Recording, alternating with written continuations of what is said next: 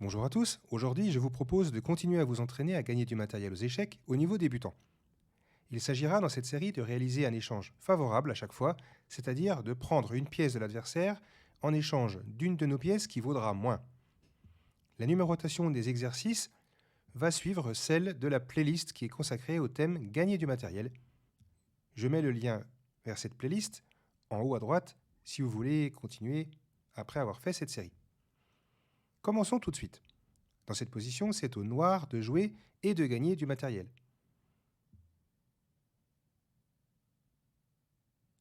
Vous le savez, aux échecs, pour commencer, il faut toujours regarder quels sont les échecs qu'on a à disposition après avoir bien fait attention aux menaces de l'adversaire. Il n'y a pas d'échec ici, donc on peut passer maintenant aux prises disponibles. Quelle pièce peut-on prendre? Évidemment, ce pion-là peut être pris par le fou, mais c'est une mauvaise idée puisqu'il est défendu. On pourrait également prendre le cavalier avec notre fou, mais si on y regarde de plus près, la dame le protège. Et vous le savez, le cavalier vaut autant que le fou. Donc, en échangeant notre fou contre le cavalier, étant donné que la dame va reprendre, si on prend ici, on n'aura rien gagné. Est-ce que c'est tout? Eh bien non. On peut aussi prendre la tour. Ceux qui me diront qu'elle est défendue par le roi et la tour ont raison. Mais, vous le savez, une tour vaut 5, parce qu'elle est beaucoup plus puissante qu'un fou, alors que le fou, justement, vaut 3. Donc, si on prend la tour, on va donner 3 points, notre fou, en échange de la tour qui vaut 5. On aura donc gagné l'équivalent de 2 points. Dans cette position, le trait est encore au noir. À vous de jouer et de gagner du matériel, mais attention à ne rien oublier d'important dans vos calculs.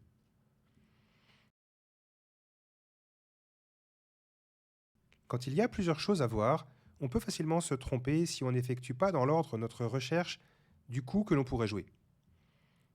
On doit éviter les coups automatiques. Il faut absolument faire le tour des principales possibilités que sont les échecs, les prises et les menaces que peut effectuer notre adversaire avant de regarder quels sont les échecs, les prises et les menaces que nous, on pourrait jouer. Et c'est seulement après avoir fait le tour de toutes ces possibilités-là qu'on choisit notre coup.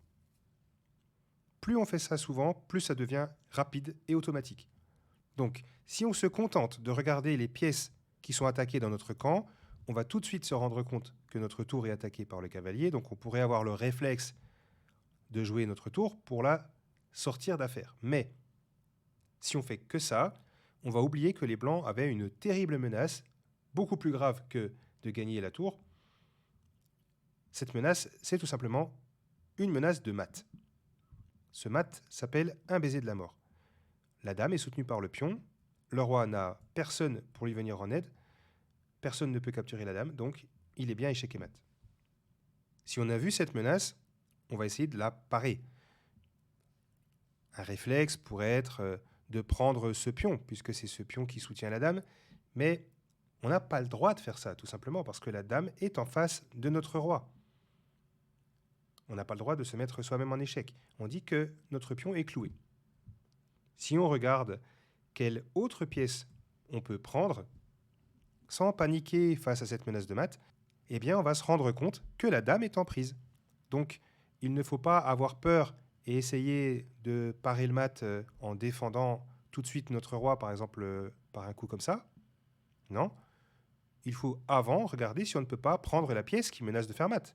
Et là, on trouve fou prend B4. Même si les blancs récupèrent la tour, ils préféreront toujours prendre la pièce qui vaut le plus à la place du fou. Eh bien, on a quand même gagné la dame en échange d'une tour. Encore et toujours très au noir. La position a l'air compliquée. À vous de jouer. Premier constat, les blancs ne menacent rien.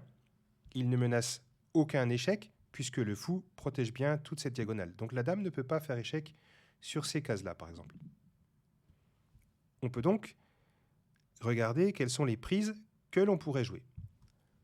Et on doit prendre du matériel, parce que je ne sais pas si vous l'avez remarqué, mais Pour le moment, ce sont les blancs qui ont une pièce de plus. On pourrait prendre le pion, mais on ne gagnerait qu'un point finalement. On pourrait prendre le cavalier, ce qui nous ferait gagner 3 points. Et enfin, on pourrait prendre aussi la tour. Alors, quelle pièce choisir? On ne va pas se lancer dans des calculs compliqués pour le moment. On doit prendre la pièce qui vaut le plus. Donc, il faut prendre la tour ici. Si on prend le cavalier, en effet, eh bien, la tour va avoir le temps de s'en aller et d'attaquer notre fou, par exemple. On pourrait se dire que prendre en E4 attaque une pièce supplémentaire et les blancs se retrouveraient avec 3 pièces en prise. Mais si on joue ça, c'est qu'on n'a pas vu que les blancs pouvaient contre-attaquer sur notre dame. Et pour ça, il suffirait de jouer cavalier FE5. On n'a pas le temps de prendre la tour parce que notre dame est attaquée. Et si notre fou prend le cavalier, évidemment, on laisse le temps aux blancs de reprendre avec échec. Ce qui veut dire que les blancs, une fois qu'on aura paré l'échec, auront le temps de sauver leur cavalier. Même si on part l'échec en mettant la dame devant, évidemment, les blancs n'enlèvent pas leur cavalier tout de suite, sinon la dame se retrouverait sans défense et on pourrait la prendre. Non, ils vont d'abord échanger les dames, ça s'appelle un échange intermédiaire, et après roi prend, ils vont juste enlever le cavalier, par exemple, en le mettant ici. Et comme ça, ils attaquent en plus le fou. Là, ce sont les blancs qui ont une pièce de plus. C'est donc bien fou prend 1 qui est la bonne solution. Les blancs ont le choix entre prendre le fou, mais perdre leur cavalier, ou essayer de sauver ce cavalier en attaquant la dame. Comme ça, si la dame s'en va simplement, eh bien les blancs auront le temps de récupérer le fou, mais les noirs ont une réponse adaptée. Ils peuvent prendre le cavalier avec la pièce qui est attaquée, c'est-à-dire avec le fou. Donc fou prend cavalier. Et si le cavalier prend pour attaquer la dame de nouveau, bien sûr, c'est la dame qu'il faut jouer. Et il faut la jouer, par exemple, en G7 où elle sera en sécurité. Si on fait le compte, les noirs restent avec une qualité de plus. Je vais faire juste une parenthèse ici pour vous expliquer que quand vous jouez des parties, il faut toujours compter votre matériel qui est sur l'échiquier et pas le butin que vous avez accumulé. C'est très important parce qu'aux échecs, on joue avec ce qu'on a et pas avec ce qu'on n'a plus. Dans ce dernier exercice de la série, ça sera encore et toujours aux noirs de jouer et de gagner du matériel, mais d'abord, je vais vous montrer ce qu'ont joué les blancs dans la partie que j'utilise pour l'exercice. Dans cette partie, les blancs ont joué cavalier prend fou. Comment faut-il répondre face à ce coup? À vous de jouer.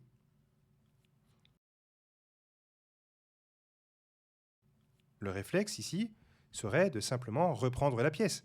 C'est ce qu'on ferait avec un petit peu d'expérience, puisque souvent, quand on nous prend une pièce, le réflexe, c'est de la reprendre pour faire un échange. Si on fait ça, c'est qu'on a oublié de réfléchir. Si on prend le cavalier avec notre pion, on a oublié de mettre à jour la position, c'est-à-dire de regarder ce qui avait changé depuis que le cavalier a pris notre fou. Revenons à la position de départ.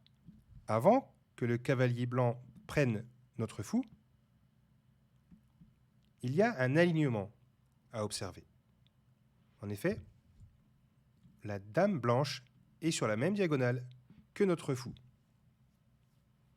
Ce qui veut dire que si le cavalier s'en va, on sera libre d'encaisser la dame. Donc, sur cavalier prend fou, il ne faut pas jouer automatiquement C prend cavalier. Non. Il faut prendre la pièce qui vaut le plus. Si à chaque fois, vous vous demandez qu'est-ce que je peux faire au niveau des échecs disponibles, des prises disponibles, vous allez trouver ce genre de coup. On appelle ça un coup intermédiaire ici. Fou prend H2. En plus, on donne un échec, donc les blancs vont être obligés de le parer. Et ça nous laissera le temps de récupérer le cavalier de toute façon. Si on fait le point, les blancs n'ont que 2 pièces en échange de la dame. Si on convertit ça en valeur théorique, cela fait 6 points contre 9. Voilà, ça sera tout pour cette série.